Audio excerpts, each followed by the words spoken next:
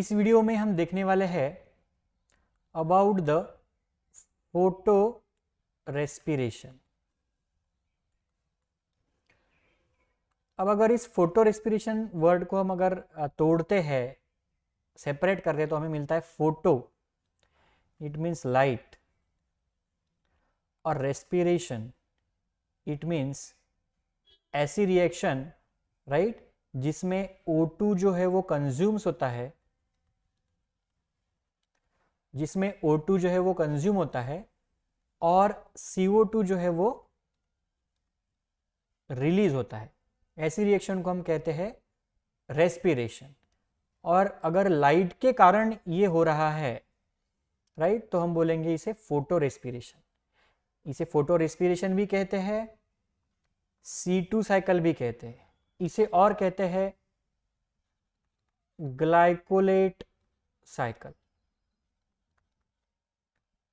ये तीन नाम हैं फोटो रेस्पिरेशन के।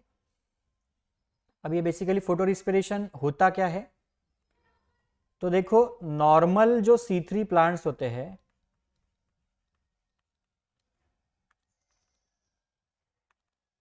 ये प्लांट में एक बहुत इंपॉर्टेंट एंजाइम होता है ड्यूरिंग डार्क रिएक्शन, और वो एंजाइम का नाम हमें सबको पता है, दैट इज द रूबिस्को। अब ये रूबिस्को एंजाइम की एक थोड़ी गड़बड़ी है। गड़बड़ी ये है, अगर CO2 का कॉन्सेंट्रेशन ज्यादा है सेल के अंदर, तो ये कार्बोक्सिलेज एक्टिविटी दिखाता है, जिसकी मदद से ये CO2 को क्या कर देगा, फिक्स कर देगा। और हमें क्या मिलेगा, फिर हमें मिलेगा लास्ट में ग्लूकोज। और अगर टेम्परेचर अगर बढ़ जाता है या फिर ऑक्सीजन का कॉन्सेंट्रेशन अगर बढ़ जाता है, तो ये रूबिस्को एंजाइम क्या करता है, ये एक्टिविटी दिखाता है जिसे हम बोलते हैं ऑक्सीजनेज।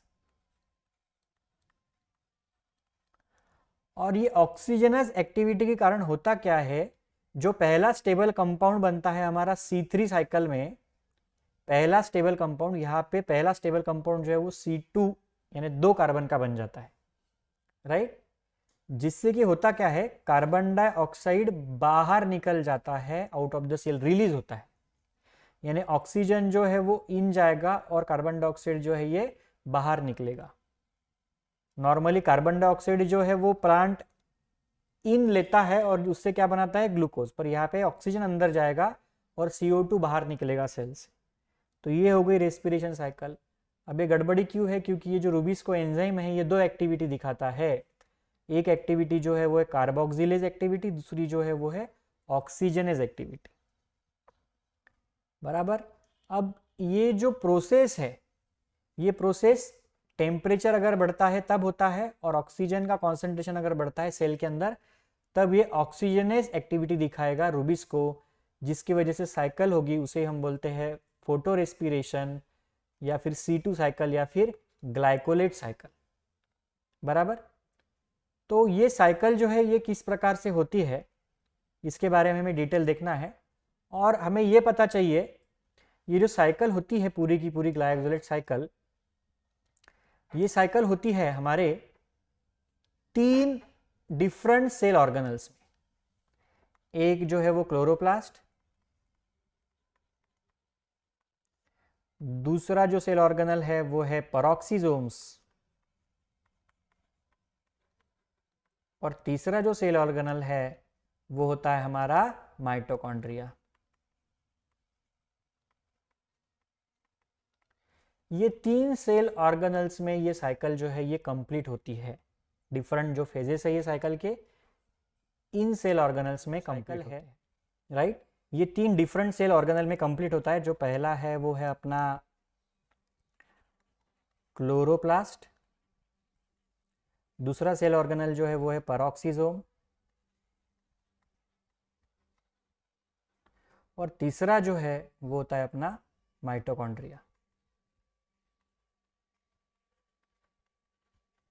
और यहाँ पे जो मैं ये जो लाइन ड्रॉ कर रहा हूँ ये कंसीडर करते हैं हम ये जो सेल ऑर्गेनेल है इनकी मेम्ब्रेन्स, राइट। ओके, इस प्रकार से। अब देखो होता क्या है, नॉर्मली जो स्टोमेटा होता है लीफ का, उसमें से अंदर आता है CO2, और CO2 जब अंदर आएगा तो ये CO2 जो है ये इन्वॉल्व हो जाएगा इन अ C3 साइकिल, जहाँ पे ये कंबाइन हो जाएगा RuBP के साथ। और RuBP के साथ जब कंबाइन हो जाएगा तो अभी ये पूरा का पूरा जो हमारा साइकिल है ये समझने के लिए हम यहाँ पे कंसिडर करते हैं 2 मॉलिक्यूल RuBP के, यानी हमारे पास टोटल है 10 कार्बन। अब RuBP के साथ कंबाइन होने के बाद यहाँ पे जो एंजाइम होता है रुबिस्को,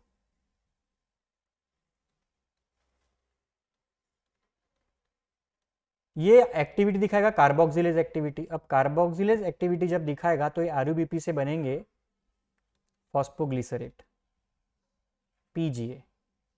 कितने मॉलिक्यूल बनेंगे PGA के? 2 मॉलिक्यूल। एक PGA कितने कार्बन होते हैं एक PGA में? तो उसमें होते हैं 3 कार्बन। तो देखो ये यहाँ पे 10 कार्बन है और यहाँ पे 3 2 6, यानी टोटल यहाँ पे 6 कार्बन जो है वो क्या हो गए हैं, C3 साइकिल में एंगेज हो गए, राइट। अब ये साइकिल जो ये चलता है जिससे कि हमें यहाँ पे मिल जाता है बाहर एक ग्लूकोज मॉलिक्यूल, राइट। जब ये साइकिल 6 बार रन होगा, जो हमने प्रीवियसली देखा है। पर अभी होता क्या है, अगर सेल के अंदर ऑक्सीजन का कॉन्सेंट्रेशन बढ़ जाता है तो नो डाउट ये साइकिल तो चलेगी ही चलेगी, राइट। ये साइकिल तो चलेगी, पर यहाँ पे देखो 10 कार्बन है जिसमें से 6 जो है वो C3 साइकिल में इन्वॉल्व हो गए, पर ऑक्सीजन का कॉन्सेंट्रेशन बढ़ने के कारण क्या होगा, ये रुबिस्को एंजाइम जो है ये ऑक्सीजनेज एक्टिविटी बताएगा, और इसके कारण क्या होगा, यहां पे जो प्रोडक्ट बनेगा ये PGA नहीं बनेगा। अब ये जो PGA बन रहा था यहाँ पे PGA नहीं बनेगा, इस जगह पे बनेगा फॉस्फोग्लाइकोलेट। फॉस्फोग्लाइकोलेट ये है 2 कार्बन का कंपाउंड और इसके बनेंगे 2 मॉलिक्यूल। तो टोटल हो गए कितने, 2 मॉलिक्यूल 2 कार्बन, तो टोटल हो गए यहाँ पे 4 कार्बन। तो देखो 6 कार्बन तो यहाँ पे ये रन हो गई C3 साइकिल, पर ऑक्सीजन का कॉन्सेंट्रेशन जो कि ज़्यादा है, बचे हुए जो 4 कार्बन है RuBP जो है हमारा, ये एक RuBP जो होता है ये 5 कार्बन का होता है, 2 मॉलिक्यूल जो है 10 कार्बन हो गए उसमें, तो ये 6 कार्बन यहाँ एंगेज हो गए, और जो बचे हुए 4 कार्बन है उससे 2 मॉलिक्यूल बनेंगे फॉस्फोग्लाइकोलेट के, जिसमें 4 कार्बन जो इन्वॉल्व हो जाएंगे। Now this phosphoglycolate is get converted into glycolate.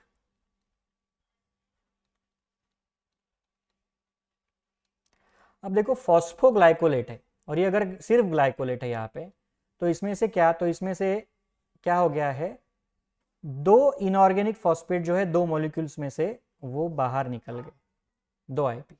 अब ये जो ग्लाइकोलेट बचा है कितने मॉलिक्यूल, 2 मॉलिक्यूल, ये एंटर कर जाएगा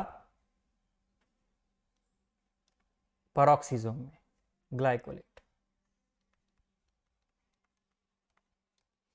कितने carbon, 2 carbon, and now this glycolate get convert into ग्लायोक्सिलेट।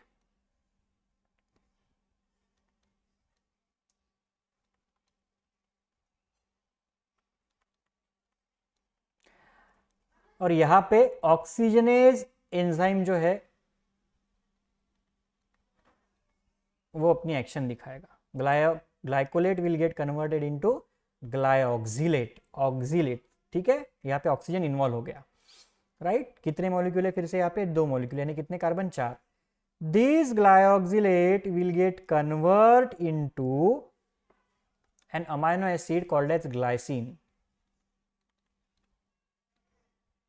Simple amino acid होता है 2 कार्बन का, राइट। कितने मॉलिक्यूल बनेंगे यहाँ पे ग्लाइसिन के? फिर से 2 कार्बन के 2 मॉलिक्यूल। और ये ग्लाइऑक्सिलेट से ग्लाइसिन कैसे तैयार हो गया? तो इसमें इन्वॉल्व हो जाएगा एक अमाइन ग्रुप NH3, इस प्रकार से। Now this glycine gets enters into the mitochondria. Glycine, right. कितने कार्बन? 2 कार्बन का है। कितने मॉलिक्यूल? 2 मॉलिक्यूल, यानी देखो 4 कार्बन फिर से हमारे पास जैसे कि वैसे है। और ये जो ग्लाइसिन है, this glycine gets converted into serine. अब ये ग्लाइसिन जो है ये 2 कार्बन का अमाइनो एसिड है, पर सीरीन जो है ये 3 कार्बन का अमाइनो एसिड है। अब यहाँ पे टोटल कार्बन जो है 4, 2 मॉलिक्यूल 2 कार्बन, टोटल कार्बन है 4 कार्बन। पर ये सीरीन जो है ये है 3 कार्बन का, तो 1 मॉलिक्यूल बनेगा सीरीन का फ्रॉम 2 मॉलिक्यूल्स ऑफ ग्लाइसिन। तो एक जो कार्बन है वो कहा गया, तो it get lost in the form of carbon dioxide. यहाँ पे हमें ध्यान रखना है, ये कार्बन डाइऑक्साइड के फॉर्म में कार्बन लॉस हो गया, 4 थे बचे 3। साथ ही साथ ये जो NH3 ग्रुप ऐड हुआ है, अमाइन ग्रुप, ये भी यहां से जो है ये लूज कर देगा, राइट। अब जो कि यहाँ 2 मॉलिक्यूल है, यहाँ पे भी 2 अमाइन ग्रुप ऐड होंगे, उसमें से एक अमाइन ग्रुप निकल गया, एक है सीरीन के साथ। और साथ ही साथ यहाँ पे ऑक्सीडेशन होने वाला है, NAD जो है वो कन्वर्ट होने वाला है NADH+H+ में, यानी यहाँ पे हाइड्रोजन रिमूव हो गया। हमें पता है removal of hydrogen is also called as oxidation, right. ये इतनी प्रोसेसेज यहाँ पे होगी और ये बनेगा सीरीन। अब ये सीरीन जो है, ये सीरीन का एक मॉलिक्यूल है 3 कार्बन का, ये सीरीन डिफ्यूज कर जाएगा mitochondrial membrane and it will get entered into the peroxisome, right. Okay, ये देखो सीरीन आ गया, 3 कार्बन का एक मॉलिक्यूल सीरीन का, ठीक है। अब now this serine gets converted into hydroxy pyruvate.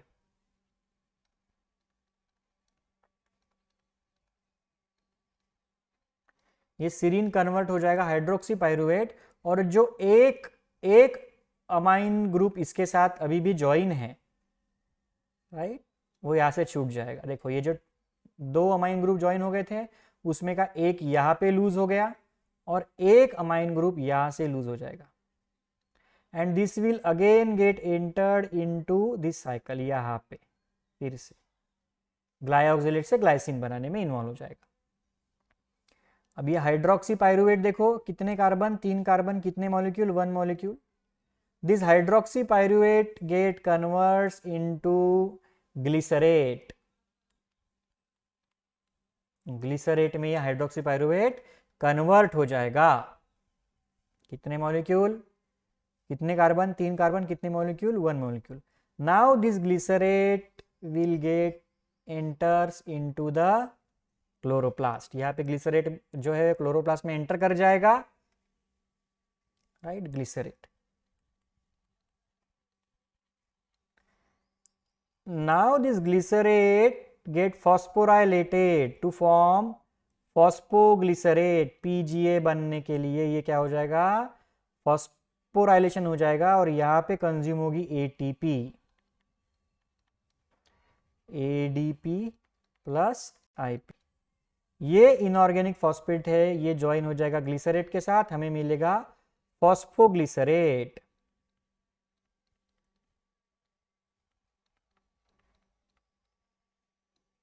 और ये फॉस्फोग्लिसरेट जो है कितना मॉलिक्यूल है? 1 मॉलिक्यूल। कितने कार्बन?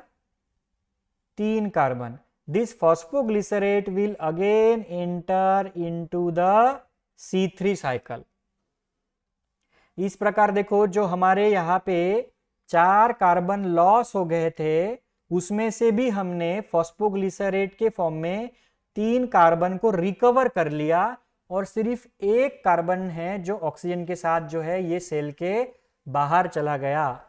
अब देखो यहाँ पे ऑक्सीजन जो है वो इन आया है और कार्बन डाइऑक्साइड जो है वो बाहर गया है, ऐसी प्रोसेस को हम बोलते हैं respiration, and this is happening because of light. तो ये पूरी की पूरी प्रोसेस जो इसे हम बोलते हैं फोटो रेस्पिरेशन, राइट, जिसमें लॉस तो होने वाला था 4 कार्बन का, फिर भी with the help of this cycle, this is called as C2 cycle, क्योंकि यहाँ पे जो है ग्लाइकोलेट स्टेबल कंपाउंड जो है, राइट, ये 2 कार्बन का है, इसीलिए इसे C2 साइकिल कहते हैं।